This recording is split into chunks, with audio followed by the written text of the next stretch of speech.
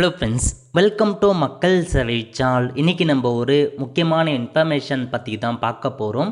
அதாவது நீங்கள் வங்கி கணக்கு வச்சுருக்கீங்க அப்படின்னா ரிசர்வ் வங்கி ஒரு 8 புதிய அறிவிப்புகளை வெளியிட்டிருக்காங்க. இப்போது இதை பற்றின மொத்த இன்ஃபர்மேஷன் தான் இந்த வீடியோ பார்க்க போகிறோம். இந்த வீடியோ ஸ்கிப் பண்ணாமல் ஃபுல்லாக பாருங்கள். அது மட்டும் அல்ல, இந்த வீடியோ நிறைய பேருக்கு ஷேர் பண்ணுங்க. ஓகே, ரிசர்வ் வங்கி சார்பில் 2026 ஒரு 8 புதிய அறிவிப்புகளை வெளியிட்டிருக்காங்க. அது என்ன, அதை பற்றி பார்க்கலாங்க. மொதல் அப்டேட் என்ன அப்படின்னு பார்த்தீங்கன்னா, அதாவது இனிமேல் வங்கிகள் அதே நாளில் காசோலைகளை பாஸ்ட் ரிட்டர்ன் செய்யும் வாடிக்கையாளர்களுக்கு அதே நாளில் கணக்கில் தொகை வர வைக்கப்படும் அப்படின்ற மாரி ஒரு புதிய ரூல்ஸை கொண்டு வந்திருக்காங்க. ஜனவரி 3, 2026 முதல் வங்கிகள் 3 மணி நேரத்துக்குள்ளே உங்களுக்கு அந்த செக் புக் இருக்குது பாருங்கள். ஸோ நிறைய பேர் செக் பேங்க்கில் கொண்டு போய் கொடுப்பீங்க. இதுக்கு முன்னாடி வரைக்கும் நீங்கள் செக்கை கொடுக்குறீங்க அப்படின்னா உங்களுக்கு 1 டே ஆகலாம், அல்லது மறுநாள் வாங்க மறுநாளுக்குள்ளே ஏறிடும் அப்படின்ற மாதிரி சொல்லி அனுப்புவாங்க. பட் ஜனவரி 3, 2026 அப்புறம் புதிய ரூல்ஸ் என்ன அப்படின்னா, 3 மணி நேரத்துக்குள்ளே உங்களுக்கான செக்குக்கான அமௌண்ட்டை ரிட்டர்ன் பண்ணணும் அப்படின்ற மாதிரி ஒரு புதிய ரூல்ஸ் தாங்க கொண்டு வந்திருக்காங்க. இதனால் என்ன பெனிஃபிட் இருக்க போகுது அப்படின்னா, விரைவாக உங்களுக்கான பணம் கிடைக்கும், மேம்படுத்தப்பட்ட வசதி, தாமதங்கள் குறைக்கப்பட வேண்டும் அப்படின்லாம் உங்களுக்கு சொல்லியிருக்காங்க. அதேமாரி உங்களுடைய காசோலைகளில் அதுக்கு போதிய பணம் இருக்குதா அப்படின்றத செக் பண்ணிக்கோங்க அப்படின்றதையும் சொல்லிட்டாங்க. மொதல் அப்டேட்டுங்க. ரெண்டாவது அப்டேட் என்ன அப்படின்னு பார்த்தீங்கன்னா, வாடிக்கையாளர்களுக்கு ஒரு சூப்பரான அறிவிப்புனே சொல்லாங்க. ரிசர்வ் பேங்க் இன்டகிரேட்டட் அந்த ஒரு ஸ்கீமை கொண்டு வந்திருக்காங்க. இது எப்போ நடைமுறைக்கு வருது அப்படின்னா, ஜூலை 1, 2026 முதல் அமலுக்கு வரும். வாடிக்கையாளர் புகார்களை விரைவாகவும் செலவு குறைவாகவும் தீர்க்கும் ஒருங்கிணைந்த திட்டம். அதிகபட்ச இழப்பீடு 30 லட்சம் வரை மேல்முறையீடு வசதி உண்டு அப்படின்றத சொல்லியிருக்காங்க.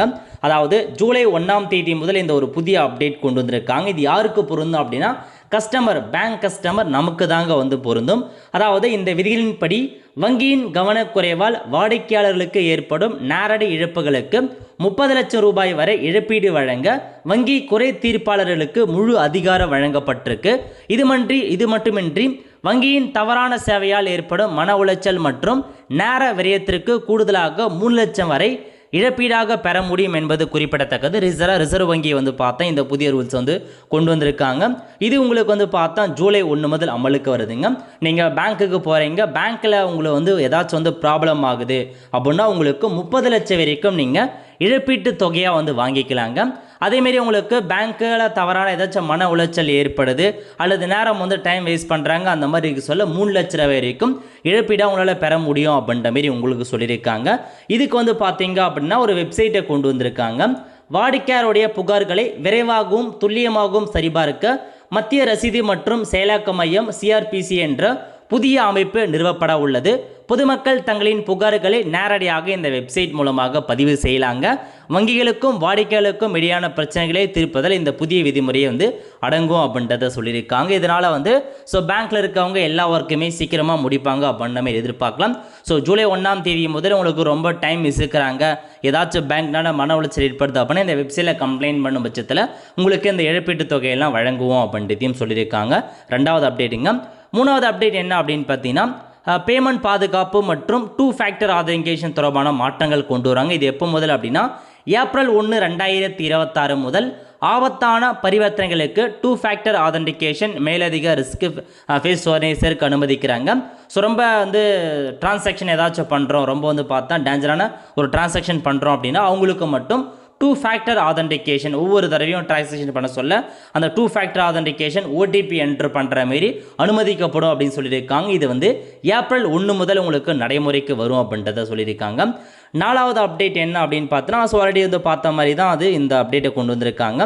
அதாவது உங்களுக்கு இது ரிசர்வ் பேங்க் ஆஃப் இந்தியா தரப்பில் சர்க்குலர் கொடுத்துருக்காங்க. இது ஜனவரி 1 முதல் நடைமுறைக்கு வந்துருச்சுங்க. அதாவது முன்கூட்டியே கடன் திருப்பி செலுத்தும் அபராதம் நீக்கம். அதாவது இதுக்கு முன்னாடிலாம் நீங்கள் பேங்க்லேயோ சரி எதுலேயோ சரி ஒரு லோன் வாங்கிட்டீங்க, அந்த லோன் வாங்கிட்டு ஒரு குறிப்பிட்ட டைம் கொடுத்துருப்பாங்க, 1 இயர் 2 இயர் அப்படின்ற மாதிரி. பட் அந்த 1 இயர் 2 இயருக்கு முன்னாடியே நீங்கள் செலுத்தினாலும் அதுக்கேற்ற வட்டி ஒரு சில அமௌண்ட்லாம் வாங்கினாங்க. பட் அந்த முன்கூட்டியே கடன் திருப்பி செலுத்தும் அபராதத்தை நீக்கியிருக்காங்க. ஜனவரி 1, 2026 முதல் மிதக்கும் வட்டி வீதங்களுக்கு ஃப்ளோட்டிங் ரேட் லோன் இருக்குது பாருங்கள், அது பார்த்தீங்கன்னா திருப்பி செலுத்தும் அபராதம் வசூலிக்க முடியாது. இது கடன் வாங்குபவர்களுக்கும் சாதகமான மாற்றம். ஸோ நீங்கள் வந்து ஏதாச்சும் லோன் வாங்கியிருக்கீங்க, நீங்கள் முன்கூட்டியே திரும்ப செலுத்துறீங்க அப்படின்னா அதுக்கு நீங்கள் எந்த அபராதம் விதிக்காமல் அப்படியே நீங்கள் செலுத்தினாவே போதுமானதுங்க. இதுக்கு முன்னாடி வரைக்கும் அபராதம் செலுத்துகிற மாதிரி இருக்கும், பட் இப்போ அதை வந்து ரிமூவ் பண்ணிட்டோம் அப்படின்றத சொல்லிட்டாங்க. ஸோ உங்களுக்கு ஃப்ளோட்டிங் ரேட் லோனை வந்து பார்த்தா அபராதம் இல்லை அப்படின்றத மென்ஷன் பண்ணியிருக்காங்க. அதுக்கப்புறம் என்ன அப்டேட் அப்படின்னா டிஜிட்டல் வங்கி சேனல்களுக்கான புதிய விதிகளை வந்து கொண்டு வராங்க. ஜனவரி 1, 2026 முதல் அமலுக்கு வந்துள்ளது. வங்கிகள் இணைய வங்கி, மொபைல் வங்கி, யூஎஸ்எஸ்டி, எஸ்எம்எஸ் போன்ற டிஜிட்டல் சேவைகளை வழங்க புதிய அங்கீகாரம் பெற வேண்டும். இது வங்கிகளின் டிஜிட்டல் செயல்பாடுகளை மேம்படுத்தும் அப்படின்றத சொல்லியிருக்காங்க. ஸோ இந்த மாதிரி டிஜிட்டலாக இருக்காங்க பாருங்க, அவங்களுக்கு வந்து அங்கீகாரம் வந்து பெறணும் அப்படின்ற மாரி வந்து சொல்லியிருக்காங்க. அதுக்கப்புறம் என்ன அப்டேட் அப்படின்னு கொடுத்துருக்காங்க அப்படின்னா, அதாவது உங்கள் பேங்க் அக்கௌண்ட்டில் நீங்கள் வாரிசுதாரர்கள் நாமினியை வந்து பார்த்தா ஸோ பண்ணலாங்க. எவ்வளோ நாமினா 4 அதிகபட்சமாக 4 பேர் வரைக்கும் நீங்கள் நாமினியை ஆட் பண்ணிக்கலாம் அப்படின்ற மாரி ரீசெண்டாக வந்து புதிய அப்டேட் ரிசர்வ் வங்கி வந்து கொடுத்துருந்தாங்க. ஸோ 4 பேர் வரைக்கும் நாமினியாக நீங்கள் ஆட் பண்ணிக்கலாம். இப்போ 4 பேர் ஆட் பண்ணுறீங்க அப்படின்னா ஒவ்வொருத்தருக்கும் உங்கள் பேங்க் அக்கௌண்ட்லேருந்து எவ்வளோ ஷேர் கொடுக்க போகிறீங்க அப்படின்றதையும் நீங்கள் டிசைட் பண்ணலாம் அப்படின்னு சொல்லியிருக்காங்க. கண்டிப்பாக பேங்க் அக்கௌண்ட் வச்சுருக்கவங்க நாமினி ஆட் பண்ணிக்கவங்க. உங்களுக்கு ஏதாச்சும் ஆகும் பட்சத்தில் அந்த பணம் அவங்களுக்கு வந்து போகும், ரொம்ப சுலபமாக போகும். ஸோ நிறைய இல்லை அப்படின்னா நிறைய டாக்குமெண்ட் தான் சப்மிட் பண்ணி ரொம்ப அலைய வேண்டியது இருக்கும். ஒரு வங்கி கணக்கில் 4 நாமினி வரும் ஆட் பண்ணிக்கலாங்க. 4 நாமினிக்கும் நீங்கள் எவ்வளோ அமௌண்ட்டை ஷேர் பண்ண விரும்புகிறீங்க அப்படின்றத பர்சன்டேஜ் அடிப்படையில் நீங்கள் வந்து கொடுத்துக்கலாம். இதுவும் ஒரு அப்டேட்டுங்க. அதுக்கப்புறம் என்ன அப்படின்னா ரிசர்வ் வங்கி வந்து பார்த்தா புதிய அப்டேட் கொண்டு வந்திருக்காங்க. பிரிக்ஸ் நாடுகளின் அதிகாரப்பூர்வ டிஜிட்டல் நாணயங்கள் ஒன்றிணைக்க ஒன்றிய அரசுக்கு ரிசர்வ் வங்கி பரிந்துரை பண்ணியிருக்காங்க. பிரிக்ஸ் நாடுகள்லாம் இருக்குது பாருங்க, அவங்களில் இருக்க டிஜிட்டல் நாணயங்களை வந்து பார்த்தா ஒன்றிணைப்பதற்காக ரிசர்வ் வங்கி மத்திய அரசுக்கு பரிந்துரை பண்ணியிருக்காங்க. இது எதுக்காக அப்படின்னா அமெரிக்க டாலரின் சார்பை குறைக்க உதவும்.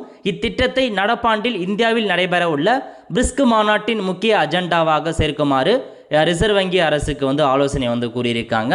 இது வந்து பார்த்தா இந்த வருஷம் அமலுக்கு வரும் அப்படின்றத சொல்லியிருக்காங்க. அதுக்கப்புறம் ஃபைனலாக என்ன அப்டேட் அப்படின்னா நீங்கள் ஸ்டேட் பேங்க் ஆஃப் இந்தியா வச்சுருக்கீங்க அப்படின்னா பிப்ரவரி 15 முதல் உங்களுக்கு கட்டணத்தை வந்து உயர்த்துறாங்க. என்னமான கட்டணம் அப்படின்னா ஆன்லைன் மூலமாக டிஜிட்டல் சேனல்கள் வழியாக, அதாவது யோனோ ஆப்பாக இருக்கட்டும், இன்டர்நெட் பேங்கிங்காக இருக்கட்டும், மொபைல் பேங்கிங்காக இருக்கட்டும், அதில் உங்களுக்கு இந்த கட்டணம் உயர போகுதுங்க. எதுக்காக அப்படின்னா ஸோ என்ன சொல்லியிருக்காங்க, 25,000 வரைக்கும் இலவசமாக நீங்கள் பண்ணிக்கலாம். இது யாருக்குன்னா ஐஎம்பிஎஸ் டிரான்சாக்ஷன் இருக்குது பாருங்கள், அதுக்கு வந்து சொல்லியிருக்காங்க. 25,000 வரைக்கும் டிரான்சாக்ஷன் பண்ணுறீங்க அப்படின்னா ஃப்ரீயாக பண்ணிக்கலாம். 25,000லேருந்து 1 லட்சம் வரைக்கும் டிரான்சாக்ஷன் பண்ணுறீங்க அப்படின்னா ₹2 ப்ளஸ் ஜிஎஸ்டி வசூலிக்கப்படும். 1 லட்சம் முதல் 2 லட்சம் வரைக்கும் டிரான்சாக்ஷன் பண்ணுறீங்க அப்படின்னா ₹6 ப்ளஸ் ஜிஎஸ்டி வசூலிக்கப்படும். 2 to 5 lakh வரைக்கும் நீங்கள் டிரான்சாக்ஷன் பண்ணுறீங்க அப்படின்னா ஸோ ₹10 ப்ளஸ் ஜிஎஸ்டி வந்து வசூலிக்கப்படும் அப்படின்றத சொல்லியிருக்காங்க. இது யாருக்கு பொருந்தும் அப்படின்னா 25,000 வரை ஆன்லைன் ஐஎம்பிஎஸ் இன்னும் முழு இலவசம் அப்படின்னு சொல்லிட்டாங்க. அதுக்கு மேலே போனால் மட்டும்தான் உங்களுக்கு இந்த அமௌண்ட்டு பொருந்தும். இதுவே நீங்கள் பிரான்ச்சில் போயிட்டு ஐஎம்பிஎஸ் பண்ணுறீங்க அப்படின்னா பழைய கட்டணங்களே தொடரும் அப்படின்ற மாரி உங்களுக்கு வந்து கொடுத்துருக்காங்க. தினசரி ஐஎம்பிஎஸ்க்கான லிமிட் எவ்வளோ அப்படின்னா 5 லட்சம் தான், அது அப்படியே உங்களுக்கு தொடருது அப்படின்றதையும் கொடுத்துருக்காங்க. இது தாங்க உங்களுக்கு வழங்கியிருக்க ஒரு 8 அப்டேட். இது இல்லாத என்னமான அப்டேட்லாம் இருக்குது அப்படின்னா நீங்கள் வந்து செயலற்ற வங்கி கணக்கு, ஸோ கடந்த 10 வருஷமாக நிறைய பேர் வந்து பார்த்தா எக்கச்சக்கமான பேங்க் அக்கௌண்ட் யூஸ் பண்ணியிருப்பீங்க, அதை மறந்துட்டுருப்பீங்க. அந்த மாதிரி வந்து ரொம்ப காலமாக அந்த பேங்க் வந்து டிரான்சாக்ஷன் ஆகாமல் இருக்குது, இன்ஆக்டிவாக இருக்குது, இன்ஆப்ரேட்டிவாக இருக்குது, இல்லை யூஸே ஆகாமல் இருக்குது. அந்த மாதிரி வங்கி கணக்கு வந்து பார்த்தா ஸோ ரிமூவ் பண்ண போகிறாங்க அல்லது ஹோல்டு பண்ணி வைக்க போகிறாங்க. அதனால் ரொம்ப காலமாக பேங்க்குள்ளே டிரான்சாக்ஷன் பண்ணாமல் வச்சுருக்கீங்க அப்படின்னா ஏதாச்சும் ஒரு டிரான்சாக்ஷன் பண்ணி உங்கள் அக்கௌண்ட் ஆக்டிவேட் பண்ண பாருங்கள். அப்படி உங்கள் அக்கௌண்ட் வந்து முடக்க போனாலும் பிரச்சனை இல்லை, திரும்ப நீங்கள் பேங்க்கில் போயிட்டு அதை ஆக்டிவேட் பண்ணிக்கலாம், அதனால் பிரச்சனை இல்லை. அதேமாரி நீங்கள் பேங்க் அக்கௌண்ட் வச்சுருக்கீங்க, கேஒய்சி பண்ணாமல் இருக்கீங்க அப்படின்னாலும் கேஒய்சி பண்ணிக்கோங்க. அப்படி பண்ணாமல் விட்டாலும் உங்களுக்கான வங்கி கணக்கு முடக்கப்படும் அப்படின்றதையும் சொல்லியிருக்காங்க. எப்போயாச்சும் பேங்க்குக்கு போகிறீங்க அப்படின்னா உங்கள் வங்கி கணக்கில் கேஒய்சி பண்ணியிருக்கா இல்லையா அப்படின்றத நீங்கள் தெரிஞ்சுக்கிட்டு பண்ணலை அப்படின்னா கேஒய்சி வந்து பண்ணிக்கோங்க. இதுதாங்க உங்களுக்கான இன்ஃபர்மேஷன். ஸோ ரிசர்வ் வங்கி தரப்பில் ஸோ நிறையா புது அப்டேட்லாம் கொண்டு வந்துட்டு வராங்க. இது பற்றிக்கு இந்த வருஷத்தில் இந்த அப்டேட்லாம் வந்திருக்கு, வரப்போகுது. இதுதான் உங்களுக்கான இன்ஃபர்மேஷன். ஒல்த ஃப்ரெண்ட்ஸ், கண்டிப்பாக இந்த பிடிச்சா லைக் பண்ணுங்கள். அது மட்டும் அல்ல, இந்த வீடியோ நிறைய பேருக்கு ஷேர் பண்ணுங்கள். அடுத்து ஒரு நல்ல சந்திப்போம். நன்றி, வணக்கம்.